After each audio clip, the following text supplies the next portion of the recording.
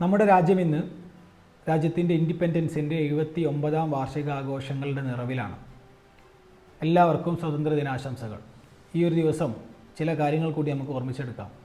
നമ്മുടെ രാജ്യത്തിൻ്റെ നേച്ചർ എന്ന് പറയുന്നത്, ഭരണഘടന പറയുന്നത് പ്രകാരം നമ്മുടെ രാജ്യം ഒരു പരമാധികാര സ്ഥിതി സമത്വ മതേതര ജനാധിപത്യ റിപ്പബ്ലിക് എന്നുള്ളതാണ്.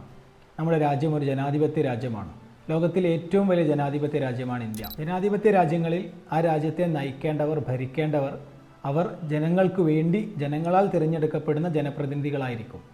ഒരു ജനാധിപത്യ സംവിധാനത്തിൻ്റെ ഏറ്റവും കാതലായിട്ടുള്ള ഭാഗം, ജനാധിപത്യ സംവിധാനത്തിൻ്റെ നട്ടെല്ല് എന്ന് പറയുന്നത് ഫ്രീ ആൻഡ് ഫെയർ ആയിട്ടുള്ള ഇലക്ഷനാണ്, തിരഞ്ഞെടുപ്പാണ്.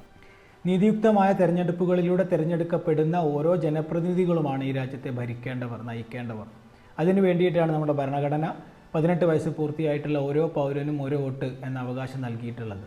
അതുപോലെ തന്നെ 18 വയസ്സ് കഴിഞ്ഞിട്ടുള്ള ഒരാൾക്ക് ഒരു വോട്ട് മാത്രമേ ഉണ്ടാവാൻ പാടുള്ളൂ എന്നുമുണ്ട്. ഇവിടെയാണ് നമ്മുടെ രാജ്യം ഇന്ന് ഏറ്റവും വലിയ വെല്ലുവിളികൾ നേരിട്ടുകൊണ്ടിരിക്കുന്നത്.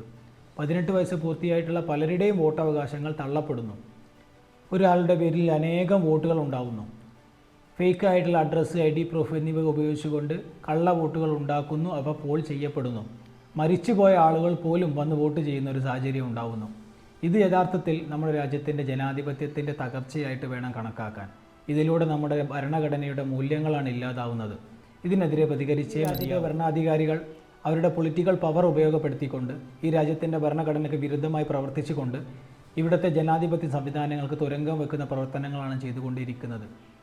ഇത് ഈ രീതിയിൽ മുന്നോട്ട് പോയാൽ നമ്മുടെ രാജ്യം ജനാധിപത്യ രാജ്യം എന്നതിൽ നിന്ന് മാറി ഒരു ഏകാധിപത്യ രാജ്യത്തിൻ്റെ സ്വഭാവത്തിലേക്ക് പോകും. ഇതിനെതിരെ പ്രതികരിച്ചേ മതിയാവൂ.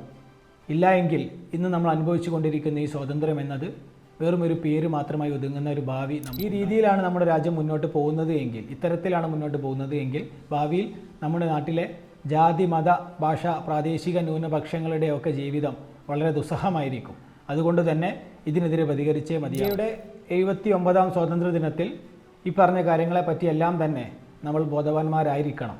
അതുപോലെ നമുക്ക് പറ്റുന്ന രീതിയിലുള്ള പ്രതിഷേധങ്ങൾ ഇതിനെതിരെ ഉയർത്തിക്കൊണ്ടേയിരിക്കണം.